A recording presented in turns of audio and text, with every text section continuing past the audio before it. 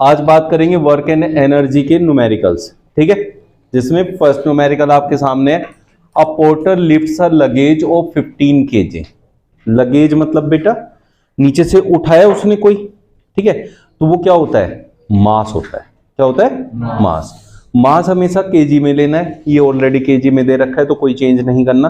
दो तीन चीजें जब न्यूमेरिकल कर रहे हो ना, तो सबसे मेन और इंपॉर्टेंट बात होती है कि जो भी चीजें दी हैं उनको आपको लिखना पड़ेगा।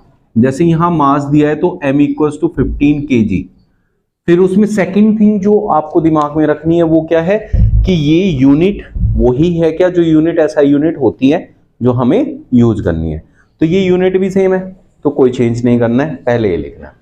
तो porter lifts a luggage of 15 kilogram from the ground and puts it on his head 1.5 meter above the ground।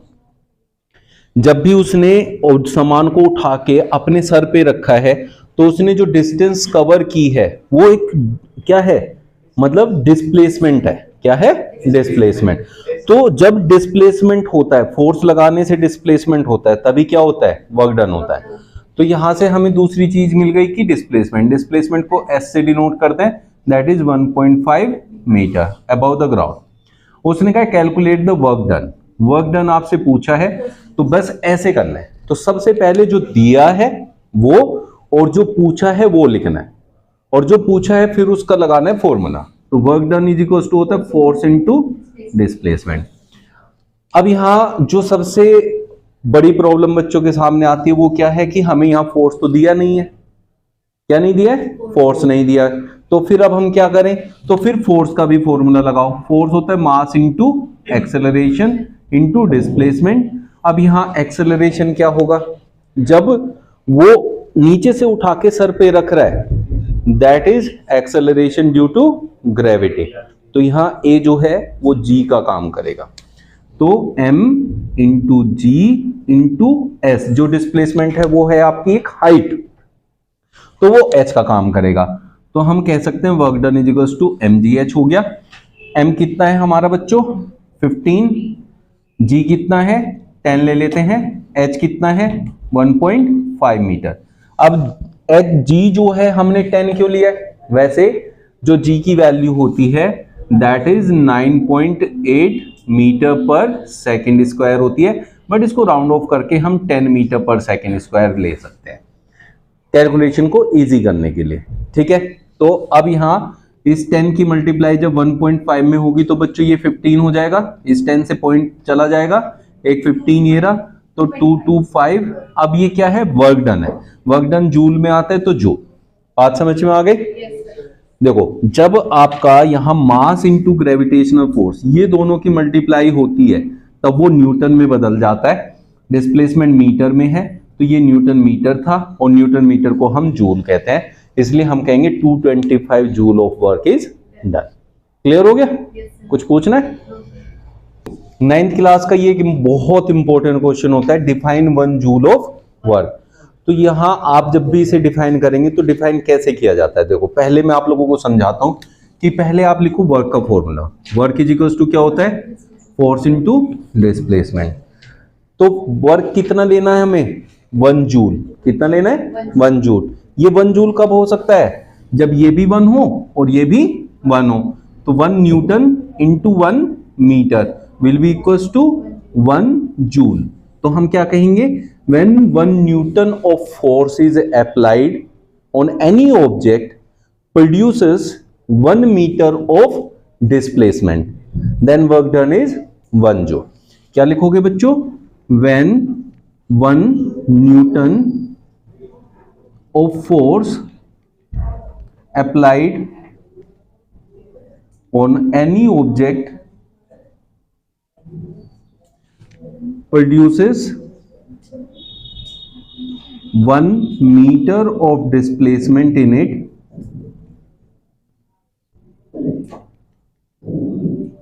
then work done is 1 joule.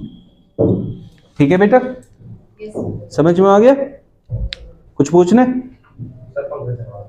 Next question में कह रहा है, an object of mass 15 kg is moving with a uniform velocity of 4 metre per second. तो आपको क्या दे रखा है, velocity दे रखी है। तो वेलोसिटी आपकी है बेटा 4 मीटर पर सेकेंड, इसको हम ऐसे भी लिखते हैं 4 मीटर सेकेंड माइनस 1। अब ये डिनोट करता है कि ये जो सेकेंड है अपॉन में था, ठीक है। What is the kinetic energy possessed by the object, जबकि आपको मास भी दे रखा है, मास कितना है 15 kg। आपसे पूछा काइनेटिक एनर्जी, काइनेटिक एनर्जी होता है half mv square, half mv square. तो इस फॉर्मूले को यूज करेंगे और इसे सॉल्व कर देंगे। तो यहां क्या लेंगे बेटा, हाफ, मास हमें केजी में लेना होता है, केजी में उसने दिया हुआ है। वेलोसिटी का स्क्वायर मतलब जो वेलोसिटी की वैल्यू दे रखी है उसका स्क्वायर, स्क्वायर का मतलब होता है 2 बार उसको मल्टीप्लाई करना है। 2 2 जा 4, कितना हो गया 120।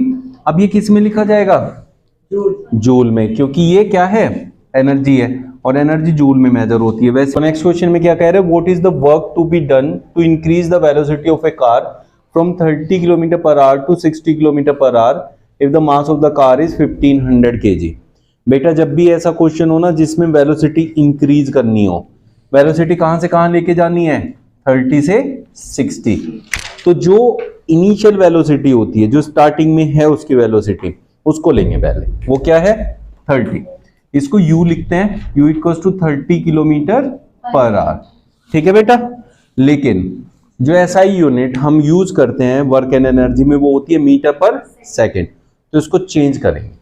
तो चेंज कैसे करते हैं, जब भी आपको किलोमीटर पर आवर दिया होता है, किलोमीटर पर आवर, उसमें 5/18 की मल्टीप्लाई करो तो मीटर पर सेकेंड में चेंज होता है। तो 30 इंटू 5/18 कर देंगे, 6 3 जा 18, 6 5 जा 30, that is 25/3 metre per second. ऐसे करते हैं, समझ में आया, यहां तक कोई दिक्कत तो नहीं है। ऐसे ही फाइनल वेलोसिटी देखो, फाइनल वेलोसिटी उसने कहा 60, तो इसको भी चेंज कर देंगे, 5/18 से मल्टीप्लाई करते ही ये मीटर पर सेकेंड हो जाएगा। 6 3 जा 18, 6 10 जा 60, 50/3 मीटर पर सेकेंड। अब ये हमने चेंज कर लिया। चेंज करने के बाद आपसे पूछा क्या है वो देखो, उसने कहा what is the work to be done to increase the velocity. जब भी आपको ऐसा क्वेश्चन देगा तो उस क्वेश्चन के अंदर आप चेंज इन काइनेटिक एनर्जी निकाल दो। क्या निकाल दो, चेंज इन काइनेटिक एनर्जी। क्यों निकालेंगे चेंज इन काइनेटिक एनर्जी, आप बताओ। क्योंकि काइनेटिक एनर्जी में जो भी चेंज आता है वो वर्क डन होता है, तो यहां निकालते हैं चेंज इन काइनेटिक एनर्जी। तो काइनेटिक एनर्जी फाइनल वाली माइनस काइनेटिक एनर्जी इनिशियल वाली इक्वल्स टू वर्क डन हो जाएगा। क्या हो जाएगा, वर्क डन। ठीक है बेटा, कोई दिक्कत है यहां तक। तो यहां क्या होगा, हाफ एम वी फाइनल का स्क्वायर, क्योंकि काइनेटिक एनर्जी का फॉर्मूला क्या होता है half m v square, minus यहां होगा हाफ एम वी इनिशियल का square equals to work done. Half m common ले लेंगे तो अंदर बचेगा वी फाइनल का स्क्वायर माइनस वी इनिशियल का स्क्वायर। ऐसे निकाल लोगे बेटा। ऐसे जब आप कॉमन ले लोगे तो इजी हो जाएगा क्वेश्चन को करना। तो यहां क्या हो जाएगा 1/2, मास कितना दे रखा है उसने 1500, इसको यहां लिखो। वी फाइनल कितना है आपका 50/3 का स्क्वायर माइनस वी इनिशियल कितना है 25/3 का स्क्वायर। ये निकाल देंगे, इसको निकालते जो भी आएगा वो हमारा क्या हो जाएगा, वर्क डन हो जाएगा। ठीक है बेटा, यहां तक कोई दिक्कत है किसी को। तो कैसे निकालेंगे देखो, पूरा सॉल्यूशन कर देता हूं। 1/2 इंटू 1500, यहां 5 का स्क्वायर 25, एक जीरो है तो डबल जीरो हो जाएगा, बाई 3 का स्क्वायर 9 माइनस 625/9, इन यहां 750 लिख लेंगे। एलसीएम कितना हो गया बेटा 9, इसमें से इसे माइनस करो 2500 माइनस 625 कितना आएगा 10 5 5 9 2 7 1875 3 से काटो 3 3 जा 9 3 6 जा 18 3 2 जा 6 3 5 जा 15 3 से 3 2 जा 6 3 5 जा 15 250, इनकी मल्टीप्लाई करेंगे कितना आएगा 156,250 जूल, इतना वर्क करना पड़ेगा। नेक्स्ट क्वेश्चन देखो, find the energy possessed by an object of mass 10 kg when it is at a height of 6 metre above the ground. क्या पूछ रहा है आपसे? एनर्जी पूछ रहा है। तो जब भी आपसे एनर्जी पूछेगा तो एनर्जी के केसेस में दो एनर्जी निकाल सकते हो आप। कौन कौन सी निकाल सकते हो नैतिक? Kinetic, potential energy. तो काइनेटिक बेटा तब निकालते हैं जब क्या होता है, स्पीड दी होती है, और पोटेंशियल कब निकालते हैं? जब हाइट दी होती है। तो यहाँ क्या दिया हुआ है? हाइट दिया हुआ है, तो इसलिए हम यहाँ पोटेंशियल एनर्जी निकालेंगे। तो जब उसने कहा ना फाइंड द एनर्जी पोसेस्ड, तो इसका मतलब हमें यहाँ पोटेंशियल एनर्जी निकालना है। और सबसे बड़ा क्वेश्चन यही होता है कि हमें एनर्जी कौन सी निकालनी है। तो पोटेंशियल एनर्जी क्या होता है? mgh। m होता है मास ऑफ द ऑब्जेक्ट, जो कि किस में लेना होता है? केजी में, ठीक है। और ये केजी में दे रखा है, तो इट विल बी 10 इंटू जी उसने दिया है 9.8, और हाइट कितनी दे रखा है? 6 मीटर दे रखा है। अब इनकी मल्टीप्लाई करेंगे, 10 इंटू 9.8 इज 98 इंटू 6 588 जूल, क्योंकि पोटेंशियल एनर्जी हो काइनेटिक हो सब किस में निकलती है? जूल में। वर्क है तो भी किस में निकलेगा? जूल में, ठीक है। तो नेक्स्ट क्वेश्चन देखो, N object of mass 12 kg, क्या दे रखा है? मास दे रखा है, mass equals to 12 kg is at a certain height, किसी हाइट पे रखा हुआ है। तो हाइट हमें नहीं दे रखी है, तो हाइट को हम ले लेते हैं, let height be h। Height को क्या ले लेते हैं? h मीटर ले लेते हैं, ठीक है बेटा। About the ground, if the potential energy of the object is 480 joule. आपको क्या दिया है? पोटेंशियल एनर्जी दी है। तो पोटेंशियल एनर्जी उसने कहा है 480 जूल है, ठीक है। Find the height at which the object is with respect to the ground. तो हाइट आपको पता करना है, जबकि जी की वैल्यू उसने दे रखी है 10 मीटर पर सेकेंड स्क्वायर, ठीक है बेटा। तो आपको जो चीज दी होती है उसका फॉर्मूला लगाते हैं। आपको क्या दिया हुआ है? Potential energy. तो पोटेंशियल एनर्जी का फॉर्मूला लगाएंगे, दैट इज mgh। इसकी वैल्यू दे रखी है तो उसको लिखो 480 इक्वल्स टू मास दे रखा है तो उसको लिखो यहाँ 12 इंटू जी दे रखा है 10। अब ये ना यार सारी यूनिट यहाँ लिखने की कोई जरूरत नहीं है, आप ऐसे डायरेक्टली वैल्यू लिखो, सोल्व करो। और h, तो इन दोनों को हम डिवाइड में ले आएंगे इधर, तो it will be 480 divided by 12 into 10 will be h। 0 से 0 कैंसिल हो गया 4 टाइम्स, तो h is equals to 4 metre. इस टाइप का क्वेश्चन बहुत आता है 9th क्लास में, ठीक है। ये इंपॉर्टेंट क्वेश्चन है। देखो नेक्स्ट क्वेश्चन देखो, 2 girls each of weight 400 newton climbs up a rope. तो यहाँ क्या दे रखा है? वेट दे रखा है। वेट न्यूटन में होता है, मास होता तो किस में होता? केजी में, है ना। तो यहाँ एक काम हमारा निपट गया, क्योंकि वेट ही फोर्स की तरह वर्क करता है, तो हमें फोर्स निकालने की अलग से जरूरत नहीं पड़ेगी। क्लाइम्स अप अ रोप, तो 2 गर्ल्स हैं through a height of 8 metre, दोनों 8 मीटर की हाइट को क्लाइम करना है, और दोनों का वेट भी सेम है। We name one of the girls as A, other as B. एक का नाम ए हो गया, एक का नाम बी हो गया। गर्ल ए टेक्स 20 सेकेंड। देखो गर्ल ए का वेट कितना है? 400 न्यूटन है, ठीक है। उसको हाइट कितना लेना है? 8 मीटर लेना है, और इसने टाइम कितना लिया है? देखो गर्ल ए टेक्स 20 सेकेंड, तो टाइम तो सेकंड में ही होता है, तो इसमें कुछ चेंज करना नहीं है। अब बी की बात करें तो उसका वेट भी कितना है बेटा? 400 न्यूटन, हाइट उसको भी 8 मीटर ही क्लाइम करनी है, और टाइम उसने लिया है 50 सेकेंड।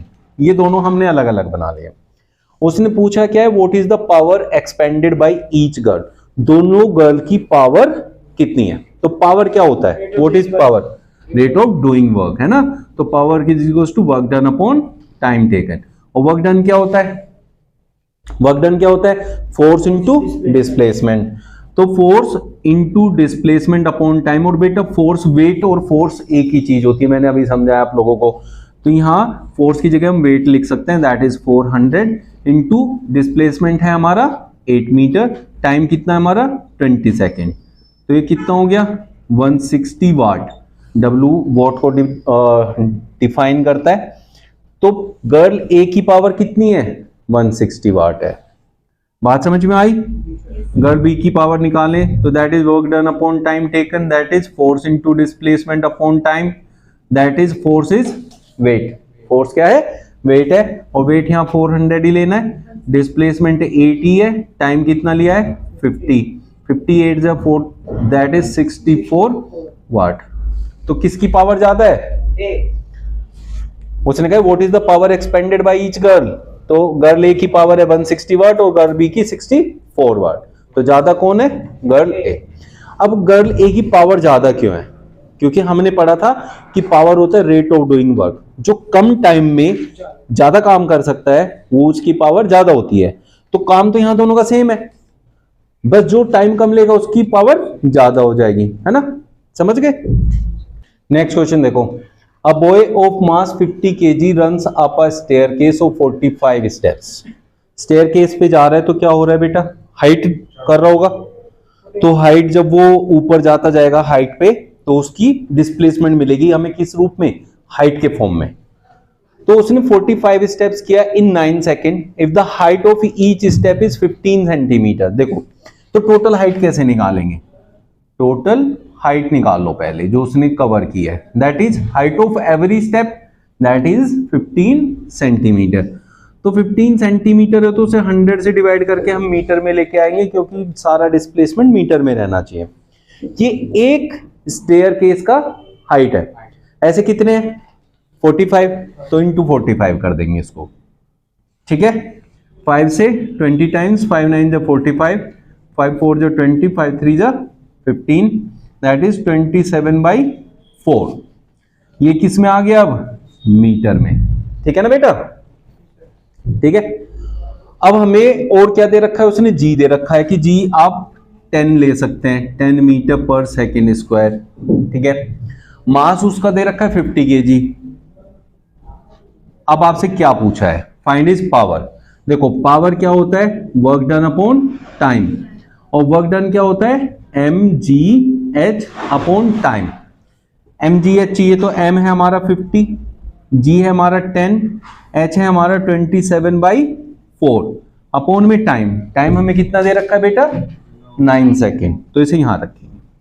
9 3 जा 27, 2 2 जा 4, 2 5 जा 10, 2 से ये 25, ठीक है। कितना हो गया? 25 इंटू 15 हो गया, 5 5 जा 25, 375। तो 375 वोट आपकी पावर हो जाएगी हाँ इस केस में। बात समझ में आ गई? कोई भी डाउट होगा तो बताना, ठीक है।